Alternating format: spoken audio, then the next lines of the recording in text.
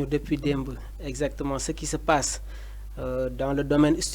universitaire dans le domaine scolaire donc yooyu yëpp ñu ngi koy gis sànq am na ku may dégganteel mu ne ma man de tey kii laa ñibbi sax 10 heures parce que dañu grève si école boo xam ne nee nañu mi ngi soog a tijji léegi nag fàllu dafa am mbir boo xam ne moom moo am gis nga lu ne fàng kenn du ko jeex la réalité mooy beaucoup d'étudiants ne sont pas avec le système c'est la réalité hein léegi par conséquence tout ce qui doit être li nga xam ne moom mooy la base d'intérêt wala de mobilisation war a déparé au sein des structures universitaires ou scolaires état bi bugg ko je sais pas si tu me suis je comprends très bien maanaam beaucoup d'étudiants je vais pas ils ne dire sont pas avec le pouvoir avec le système non ils sont avec l'antisystème moo waral tey jii nii ah lépp loo xam ne la dafa sokkeekoo ci base intérêt wala mobilisation état bi bugg ko on est à l'approche des élections lan mooy le délai bi nga xam ne teg nañ ko ça va au-delà de 2-3 mois pour que peut-être yenn cours yi commencé waat c'est après les élections ça c'est après les élections moo lay wan ne que ce qui est dit est très clair léegi nag le constat est là li ñuy gis ci université yi on le voit maintenant il y a les manifestations su ay manifestations amee da ngay gis ay nit yoo xam ne kenn xamuñu fan la ñu jóge di pénétrer ci biir université yi certains disent même que y a des nervis yoo xam ne on les voit ci biir université yi mais ça ne doit pas la politique ne doit pas peut-être dugg ci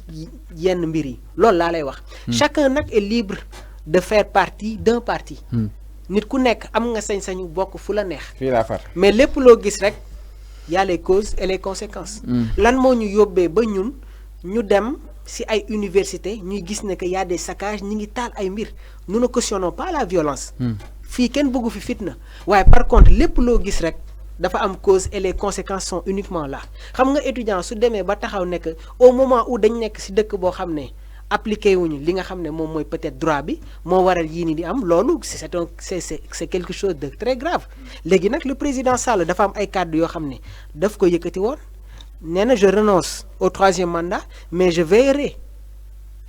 la wax à ce que les décisions de justice ñu appliqué ko il y a une décision de justice qui a été rendue et au moment où il y a un apprenti juriste boo xam ne mi ngi jàng li nga xam ne moom mooy droit nekk ci dëkk boo xam ne peut-être il y a des choses qu'on n'applique pas kooku da nga koy mettre dans le doute et il se remet en cause et que la conclusion bi ñu ciy tiré mooy actuellement yaa ngi gis appréciation yi nga xam ne étudiants yi ñu ngi koy def dans le milieu universitaire est-ce qu'il ne faut pas revenir à la raison jéem a instaurer le rapport de confiance avec tous ces jeunes-là combien de jeunes sont en train de sortir ci dëkk bi di dem di jël gaal gi sànq maa ngi lire ci benn article ñu ne y a même plus de 296 jeunes migrants yoo xam ne intercepté nañ leen lan moo tax ñii di jël risque di quitter ce pays-là pour dem ay xale yu ndaw a ndaw barki dem maa ngi lire ñu ne ma am na benn jigéen boo xam ne ci biir gaal bi la accouché léegi sénégalais ñoom dem nañu sax ba tollu foofu ce qui se passe dans ce pays est extrêmement grave Fallou il y a des choses yoo xam ne moom la ñu war a gën a régler la vie ne doit pas être de la politique parce que am na ñoo xam ne tal nañu leneen lu dul politique sénégalais xam nga lan moo leen soxal ndekki añ reer la population ak gox bu ñu mënti nekk tey ji état bi waroon nañu mettre en place des systèmes yoo xam ne dina permettre à ce que dans les zones les plus profondes du Sénégal ñu xam chaque Sénégalais yan problème moom lay rencontrer bërki démb maa ngi doon gis le ministre de la jeunesse Pape Malick Ndour qu'est-ce que tu apprends ban jàngat moom ngay def quand il prend parole d'accord on est d'accord à ce que du état moom mooy créer l'emploi d'accord mais l'état pose des conditions tu vois des intellectuels ay xale yu ndaw am seen master di jël le risque pour génn ci gaal bi tegal naa la bërki dem benn SMS ne la am na benn ndaw boo xam ne sax bëgg na nga invité ko ci plateau bi fii mu wax la réalité concernant l'immigration clandestine Fallou loolu est-ce que warul nekk le plus grand débat est-ce que waruñu ko waxtaane on a tant de respect envers nos hommes politiques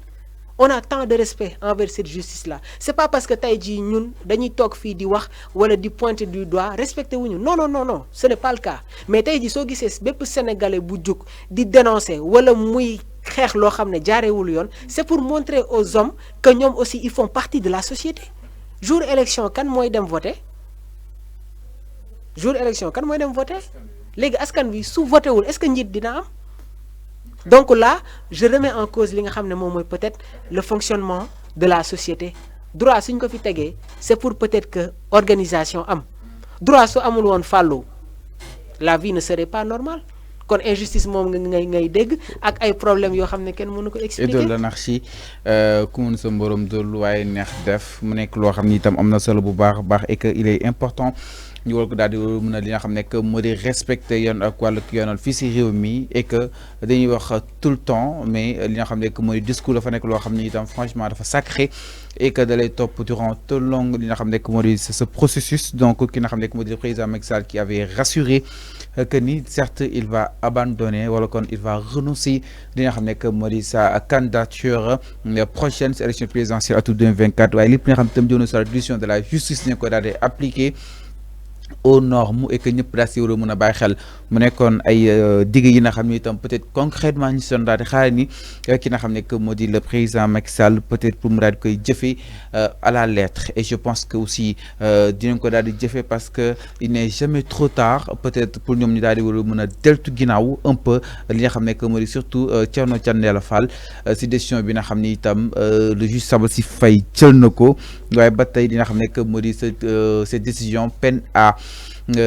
être appliqué mu nekk loo xam ni itam franchement doy na waar pour un pays de droit comme le Sénégal et que aujourd'hui li nga xam ne que moo di ñoom waa Pastef ak li nga xam ne que moo di le pôle d'avocat ñi ngi daal day woo li nga xam ne que moo di l'opinion nationale bi ak internationale bi et surtout ñi nga xam ni itam peut-être ñoom ñooy daal défendre ak yelleefu doomu aadama parce que jàpp neen fu mu toll nii nag ñi ngi li nga xam ne que moo di